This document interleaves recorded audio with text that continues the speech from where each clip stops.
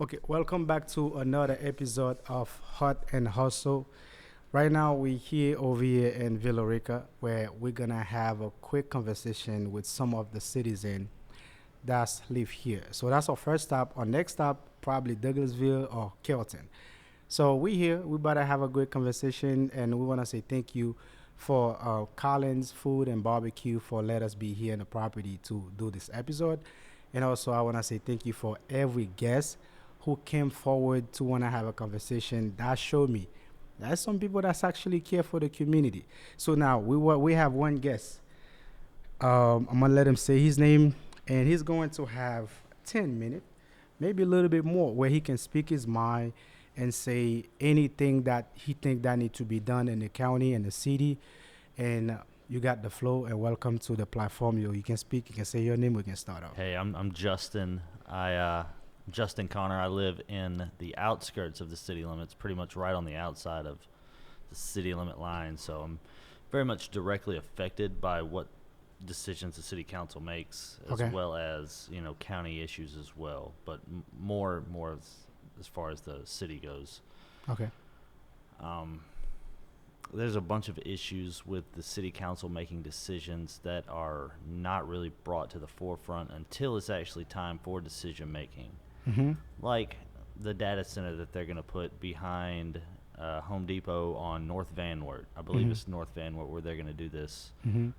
giant data center that's going to take up a few thousand acres. Mm. That decision wasn't really brought to the forefront until it was about, I want to say maybe a week or two before Mm-hmm. the the vote on it was ready to be cast, and it really didn't become mainstream, even after that. And there wasn't really any room for any kind of residents of the area to be like, hey, we don't need this, or hey, we don't even want this, Mm-hmm. because with it being a big data center, obviously, I'm blue collar, so Okay. I work within like infrastructure. I'm a plumber, Got and it. I Mm-hmm. know what it's going to take to cool off these data centers and these servers. It's going to take water, and that water is going to come from the city and the county, Mm-hmm. and you can't just dump that water. That water is most likely going to be ran through the processors, and it may or may not be recycled back into the water that we're using. Mm-hmm. And none of that was brought to the attention of the city council before this decision was made, and if it was in haste. Got And it. it was like a quick decision made, and it to me it feels like the city council is running more on, hey, how much money can we make, as Mm-hmm. opposed to, hey, how happy can we make our constituents Facts. Got it. in this regard. Okay. I feel like we're kind of just brushed off to the side as like, hey, yeah, we're going to make this decision for you. You can have your opinion, but you're definitely not allowed to have anything else other than an opinion after we make our decision, because once they do whatever they're going to do, it's pretty much over for the residents. So now, so you as a citizen, since right now is a race going on right now, so for all the council that's about to be in the next position, so what would be one message would you send to those people? For the representatives that are running Yeah. for council, Mm-hmm. listen to your constituents, ask what they want instead of trying to guess what they want and then run with that, because there's a lot of times that they've been wrong. I know I've been to a couple of well, I haven't been, my wife has been, but I've watched most of the city council meetings that go on. They go on Facebook Live, and Mm-hmm. that's great. It used to not be that way. Now you can kind of see with a little bit of transparency Mm-hmm. what they're discussing, but there's also a lot of backrooms discussions that city council's having that we're not privy to. Mm-hmm. For the most part, I would say listen to the people in your area, what they want, what do they actually want, instead of what would benefit the city as a business. Because yes, the city needs to make money. I get that. The city needs infrastructure. It needs roads. But it also has, like, there's a bunch of transplants that are coming to Mm-hmm. Villa Rica, and they're moving away from Douglas County. They're moving away from places like Clayton County, Mm-hmm. Paulding County. They're getting out of those counties because they want to be in a less, I guess, restricted area in Carroll County. Mm-hmm. and then they get here, and it's almost like Villa Rica is adopting all of those things that people have been running away from. That's the way it feels that the city's kind of turning into that. It's turning into what people are not it's turning into what people are running away from, essentially. Gotcha. In my opinion. Yeah, and especially this decision, they affect a lot of people. I mean, the whole community is gonna be affected about it. But I mean, it's always great for people like you to come forward and speak about those situations. Now, in other than this situation, do you have anything in mind that you feel like those people that's in positions that they could do better? Really the only thing they could do better is listen and engage with their community. I feel like there's not a whole lot of engagement with the council. Gotcha. They'll post their videos online. They'll do their live feeds of the city council meetings, but then after that, that's really all you've got. There's no outreach in the community. There's nothing like this, like what we're having right now. Mm-hmm. I've never seen the city council be like, "Hey, let's have a city council roundtable." Where Mm-hmm. we can spend a half a day and we can get to real detail. 50, if even 50 people would show up. Mm-hmm. And it's just, we're going to have a discussion with the city council about what the city needs or what the city doesn't need, and that's never happened, not as long as I've been here, and I've been here for Got it. quite a while. I think is one of the situation is, I put it like that. Some stuff that if we see there's a problem, and us as a citizen, we have to find a way to start patch the problem on our own way. Meaning wise, you make a good point. So if they don't have a platform where they can meet 50, 60, how much people we can, I think it's gonna be better us as a citizen put ourselves together, we create it and we invite them. That's fair. And because I was about to ask you the question, so how can we hold them accountable? Because when they get to the position, typically it look like your voices kind of don't matter no more. It's like, okay, cool, we're just gonna be doing that. You like it, you don't like it, it is what it is. If 3 of us vote on it, let's go. I mean, your typical the Democratic thing to say is you use your voice as your vote. Facts. But there's only votes every so often, and you can't vote somebody out in the middle of their term. If they start changing up on you in the middle of it, you're stuck with that.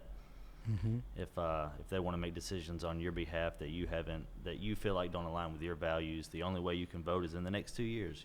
Mm-hmm. And that's all you got. That's the only way you can hold them accountable in this regard.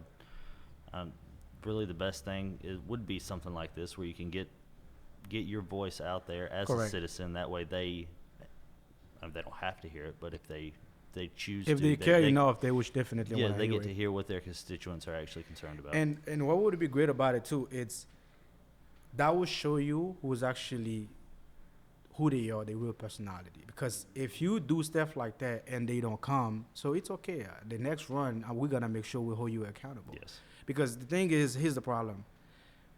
We let them get in position. They do whatever they want. We're not saying nothing, we're not doing nothing. And then when they actually need you, they come back and give you all type of great things.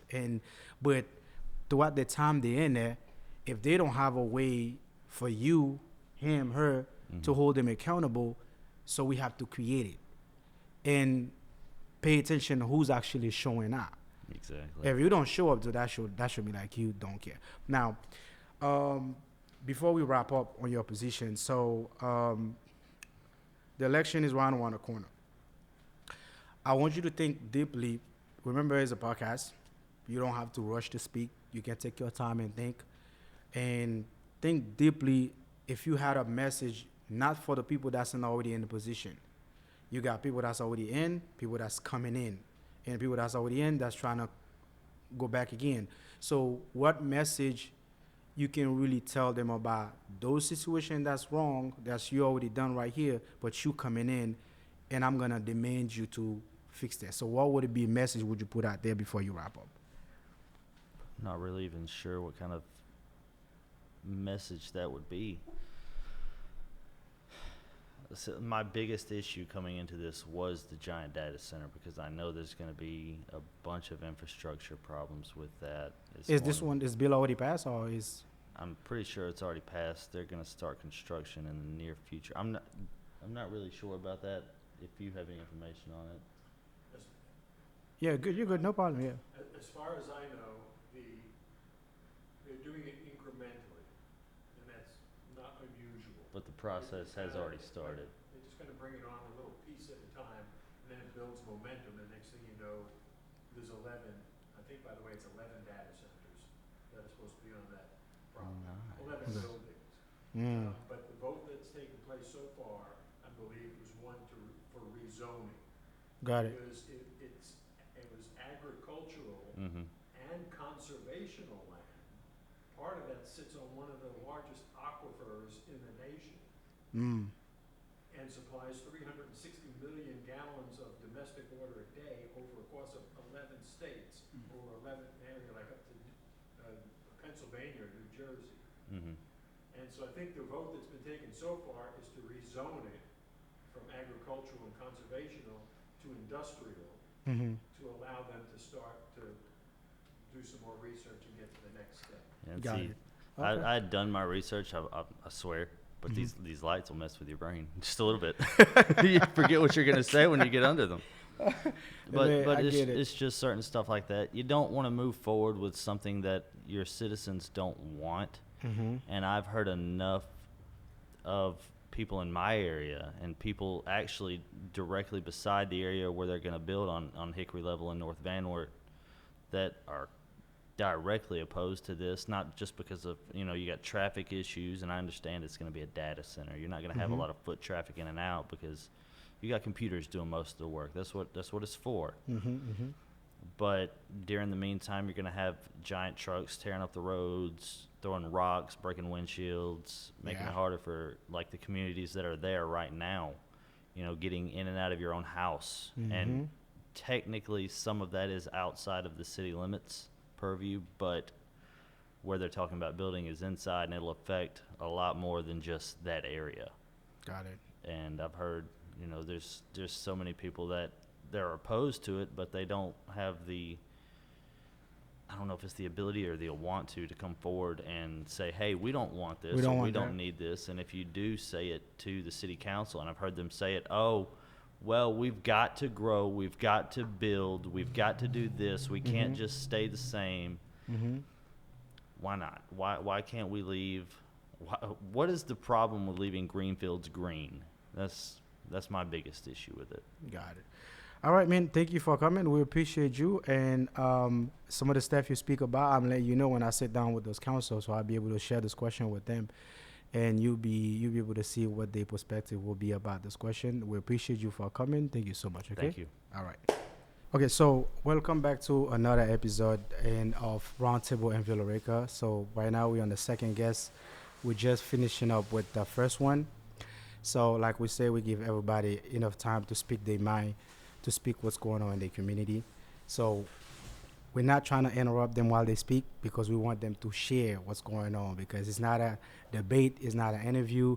It's like a platform. You come, you speak, and hopefully when those council, whoever that's in position, they see those videos, they do something about those issues. Welcome to the platform. Thank you so much for coming. We really appreciate you. And you can state your name and you can start speaking, and I'm gonna be here and have the conversation with you. Thank you for coming. Sure. Well, thank you for having me. My name is Justin Williams. I'm actually a Detroit, Michigan native. I've been living here in Villa Rica for almost 5 years. 5 years. 5 years, and I've seen Villa Rica grow quite a bit. Yeah. It's been a tremendous growth over the past 5 years. So I'm right over in Mirror Lake. I believe that's Ward 4. Okay. But what I have noticed is a influx in transplants. Okay. Coming from California, some coming from myself, coming from Michigan, Mm-hmm. and some coming from Jersey, and some coming from New York. And with that increase of the population growth Mm-hmm. comes a lot of different concerns, more traffic, as we know, Mm-hmm. Correct. but it brings a lot of opportunity as well. Mm-hmm. I think that, just speaking to, city councilmen and those who make decisions regarding the city, I think that Villa Rica is growing really fast. Mm-hmm. And with the fast pace of growth, it's a huge challenge to manage, especially with the increase in when you have increase of population, everything increases. Like I said, traffic, city services are going to have to increase. So I think what I really think Villa Rica needs is stuff like this. Definitely. You know, where we invite individuals out who have education and knowledge about how, voting goes. Mm-hmm. What is it that we need to do? What are the timelines for when we need to not just voice our opinion, but actually show up? Facts. So we need roundtables like this, but we also need individuals who have the education to come out, and even the people who are running for city council and the people who are running for office to come out, just as Justin spoke earlier, and kind of engage with the community, talk about what the process is for voting. And then we can kind of have a dialogue, an open dialogue, so people can ask questions. But then also you'll have other individuals there to validate the feedback that's given based upon the real law, so that we can really hold individuals accountable to what needs to happen.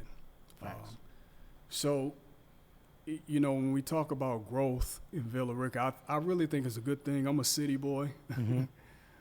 But I also understand the concerns of, the last speaker. This is a green state. So when you're used to, having a lot of greenery, which is good for the land, it's important. So you do have to, if I'm speaking to, the people who are running for office, you have to get information from the people that you're supposed to serve. Serve, yeah, correct. Because when you're in that position, you're a servant. It's not to just make decisions based upon you and 5 other people. Facts. And so I think what's really important is that we engage those individuals to come out and kind of question them, to kind of understand what their motives are. Yeah. What is it they actually want to do?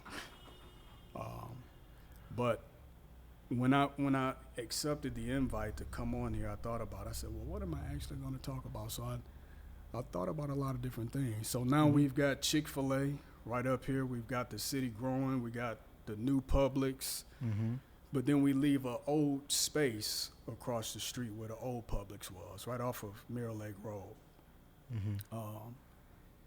And so I am a proponent for economic growth. I'm a proponent for economic growth, but I'm also a proponent for responsible growth. So when we think about what Villa Rica needs, I'm thinking in terms of what does the people need in terms of 100%. mental growth, Yep. spiritual growth, and economic growth. So when it comes to leadership, those people who are in the leadership have to understand the mentality of the people. Not only do they have to understand the mentality of the people, but they have to understand how to serve people. Mental capacity, spiritual capacity, and financial capacity. So in order to really be able to serve people properly, you have to get out and engage with them to understand where they are. Yeah. I think everything you say, I 100% agree. And I'm going to add one thing on what you say is like, a lot of time when people running for position, they want to know what's going on before they get in office. So after they get in office, they don't go back to those people. The same people who come to this restaurant and say, hey, man, I'm running for the office, blah, blah, blah. I need your vote. This is what I'm planning to do. Soon you get in office, you never stop by the next time to say, hey, listen, this is what's going on. Right. That's the bad part of it. I would suggest is, like you say, is if we can find a way to make sure we have a way to bring those peoples in, where the transparency gonna have to come out. So if I bring example, Mr. Doug for round table, 40, 50 of us. Hey, remember you told us when you get an office you will be doing that. So what's up with this project? Now, if whoever stopped him, gonna say, okay, he stopped me over there. Now this person, we're gonna bring him to the table and say, okay, we need you to tell me why you stopped this person from doing that. So now with this situation, now you're gonna have a clear path. The next time is a run, so you can know who to make sure we don't vote for, because you will know who's for the people, who's not for the people. And I think one of the key things the last guest say and you just say is we gotta find a way that we can hold them accountable for what they're doing. If we don't do that, what's gonna happen is they're gonna get in office. They're gonna make it look like your voices matter, but actually don't. The decision gonna still make it. But the beautiful thing is people like you who shows up make a difference. And we're gonna make sure those videos, those messages get out there. And I already sent over my assistant sent probably like 7 or 8 messages to most of them. So I'm still responding to see who's willing to come forward to have a conversation. So I'm taking what you're saying. So those are my questions I'm going to ask them. So see how can we move forward. But trust me, I'm listening. I'm definitely gonna make sure that we keep this moment going in a level where we can find a way to have those people in front of us where we can be on their face as well, so they can understand. I mean, it's not personal. It just our lives depend on you. So you making my decision. If you're making my decision, my voice should be matter, if that makes sense. Yeah. You know what I'm saying? So now, you mentioned something while we was off camera. Do you want to chop up a little bit about that? So here's the thing. I think that beyond the camera, right, is for people like us to, come together outside of settings like this to really educate ourselves on the process. Yeah, I agree. Because the only way that you can hold anyone accountable is by truly understanding the process. I agree. And so when you understand the process, you can engage with them or individuals from an intellectual perspective, whereas they have to respond with an intelligent answer. Got it. Because we can want all we want. We can ask for the sky to be orange. But if we don't understand the methodology for how to make that happen, or the law, I know it's not a law to make the sky orange, and that's not the best analogy, but if we don't understand the law and we don't understand the process, then we can never really hold anyone accountable. I agree. You can't. So we have to, even outside of this, like come together and really understand the process. Like we were just talking here today, and there's some things that I know that you I didn't know about it. Yeah, I never know about it. There's some things that you might know that I don't know. 100%. And we can come together collectively and pool that knowledge. Yeah. And so when we do that, we make each other smarter And stronger. wiser. And so when we have these engagements with those who want to lead, then we can speak to them from an intellectual perspective concerning the law. It's more like you know what you're talking about. You see what I'm saying? Yeah. We know a lot of different things, but the more we know, the more we can accomplish. Facts. I agree. So now, my ask you the same question I asked the other guest is, if you would have a message you would have sent out there, I don't want to put it for people that's already in office. Let's speak about people that's going to the office. What would it be the message? I would say if you're looking to lead people, treat them how you would treat your daughter or your mother or your baby, your little baby. And if that is not how you're going to lead, then step away. Okay. There you go. You have it. Thank you so much for coming. We appreciate you, man. Thank you so much. Thank you. And it won't be the last time. I like that. Definitely. All right. Welcome back to another episode where is a roundtable in Villa Rica. We already run with 2 guests, and this is our 3rd one. And she have a lot to say, so we definitely gotta let her speak, let her cut. So this platform, so we allow people to get to speak their mind and telling people what's need to be done in the community. So far, so good. We have some great conversations, and we got some super nice people and super minded that's over here. So now, I want you to just I'm gonna give you the flow. You can speak, so you can say your name, and you can start by things you think that need to be done. And I'm gonna flow with the conversation with you. Welcome to Heart and Hustle. It's very nice to be here. Thank you so much for allowing me to speak. Of course. My name is Lisa Connor. My husband grew up in Villa Rica. I grew up in neighboring Douglasville for pretty much all of my life. So I've kind of watched how Douglasville has went from how it was back in the early 2000s up to date. We both still currently work out in that area. Mhm. When we decided we were going to purchase a home and start a family, we wanted to come back out to Villa Rica just based on my husband's experience that he had growing up out this way. We were, dead set on a couple things. We knew the HOAs were kind of a big thing in the area. We didn't want to be involved in that. And we wanted to be just outside the city limits, just foreseeing a couple things that were going on that we weren't really in agreement with, which I'll touch on in a second. And so the property we have, it actually backs up to the industrial park over off of 101 where they're creating a new bypass. Okay. That's essentially going to go from one side of Villa Rica where the hospital is and bypass old downtown Fullerville so that you can get onto 61 to go towards Carrollton and the interstate. Make it a little bit easier for people, or at least that was their goal. We'll kind of see how it goes. Okay.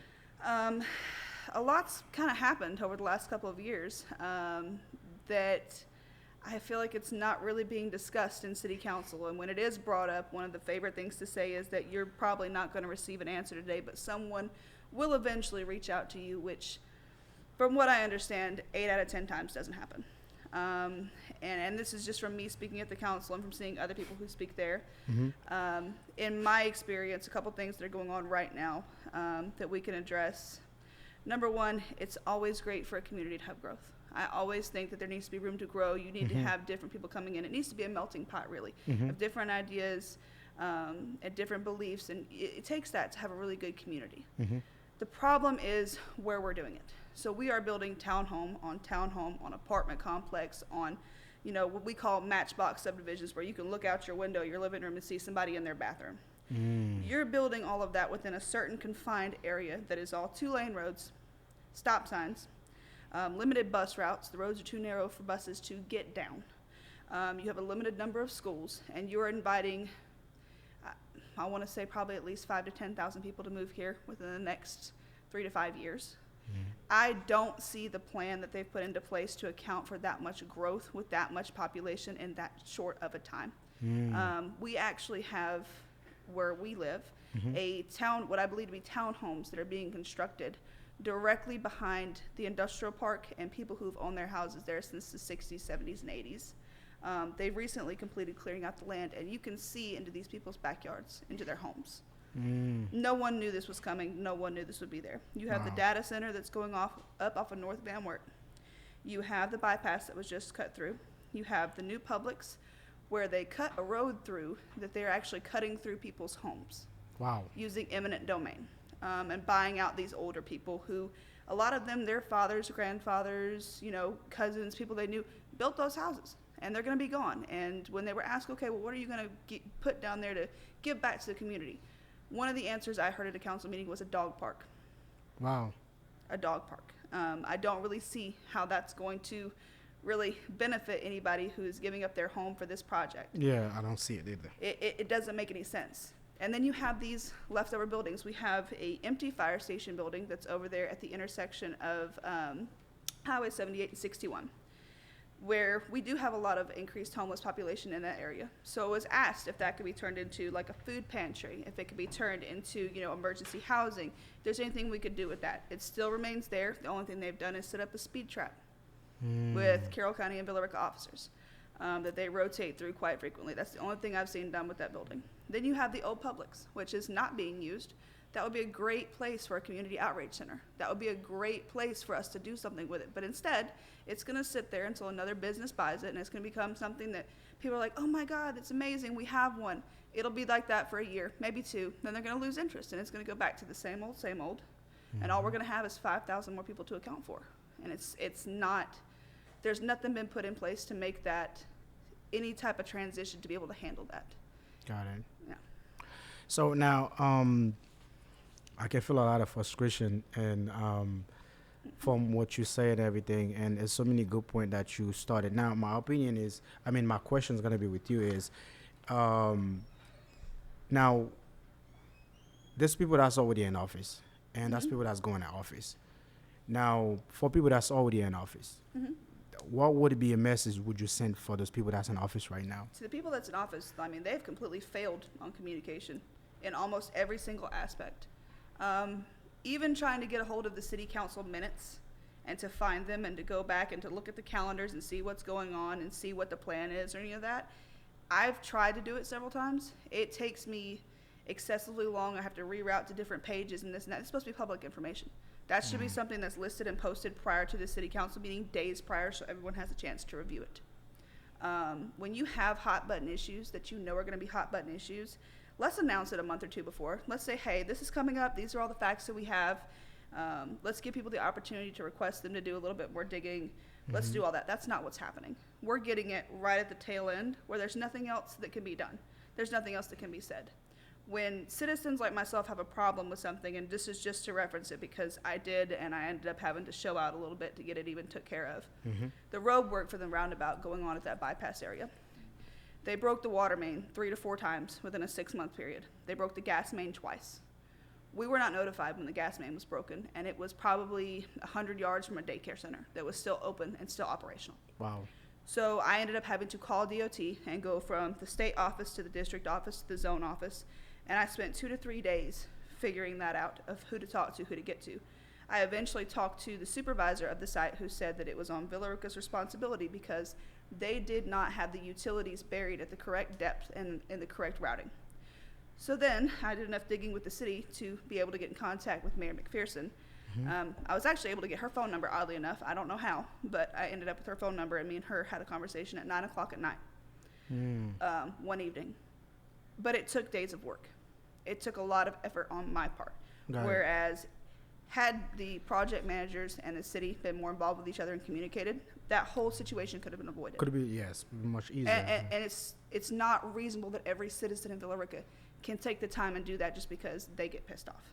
Yeah. I personally have a vengeance for stuff like that. I'm not letting it go until someone makes me, but God, that's good. it's not reasonable. Yeah. So the fact that there are some of you that are rerunning for office when there are these issues and we're just going to blindside it to vote you back in, I want to hear how you're going to fix your communication. I want you to step out of your comfort zone, step out of going and meeting people in these nicer areas of town, step out of doing that. Walk through and see the places that you're really impacting. Meet these people that have lived here a long time. Well, I want to know, did anybody go down and meet those people that they're taking their houses for a road and a dog park? Did you actually go and have a discussion with those folks and make sure they had somewhere to go and someone to take care of them? Because a lot of them were elderly. Right. I'm talking 80, 90 years old, had lived there for all their life. And there were people actually protesting that, and guess what? It went through anyways. So if we don't have a voice when you're doing something that egregious in our eyes, what do we have a voice on? Yeah. Okay, so now I was about to ask you questions. What would it be a message would you send for people who's actually running for council for this position? You kind of like already cover some of it. Now the thing is, like I tell everybody, it's no matter how you put it, your voices matter. Those things that you actually say, those are the things that he probably didn't know. Some of us probably didn't know.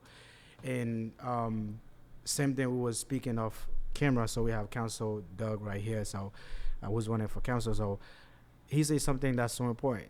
You'll be surprised 80% of people who live here don't even know nothing what's going on. They don't know about who's the council. They don't know anything about the community. And this is the part of it. That's why you give those people your responsibility. Now they're gonna take decision off of it. So you come forward and speak is definitely a great things. I don't think your speak should stop right there. You need to keep going. Even those people get in office, you need to still try to find a way to make sure we can speak to them. And I'm definitely gonna think about maybe every month, even after the elections, and we're gonna find a way to reach out to people one by one, bring them, have sort of conversations, and so we can know what's going on. I mean, whoever rejected, it's okay, it's fine. So that show you who's actually for the people, Oh, who's yeah. actually is not for the people. Now, in general, if you have a message you would send out there for any citizen that's about to vote, Yeah. what would it be? You definitely need to do your research. Do your research on these council members. See if there's a way that you can find people who know these council members personally. Find out what their background is. Do they even live in our area, or do they drive from the other side of Atlanta to get here for council meetings? Because if that's what you have and that's where they live, then that's where they're comfortable at. And those are the places that they like to be, and that's the type of things they like to see. And if that's not something that you stand for, understand that when you vote for that, if you've got somebody who lives in Five Points, somebody who lives in Sandy Springs, Marietta, and they're coming here to be on your city council, you're going to see impacts of their environment played out here in your backyard. And you have to be understanding that those are going to be your consequences for making that vote. Regardless of what they talk about, regardless of what they say or promise they're going to do, there's no guarantee that someone's not going to switch up. There's no way to guarantee that. So you have to do your research into their background, and you have to dig deep, because a lot of times it's covered up. You're going to get a lot of lip service. You're going to say, oh, yeah, you're great. You're going to get in. We're going to have the issue that we have now where people are absolutely livid. People's homes are lost. They're not understanding why we're building data centers and these bigger, freeways and more townhomes and all these things. And no one feels like they have a say anymore, which it's not up to 5 people. It shouldn't be up to 5 people, but it is, unfortunately. Yeah. So please, please, please do your research. Pay attention. Do the background. If they've run for city council elsewhere, if they've ever held an office elsewhere, go back, look at what changes they did there, because I can guarantee you it's going to be something similar here. Facts. There you go. You have it. That was a good one. We appreciate you. Thank you Thank so you. much for coming. Okay, appreciate you. Okay.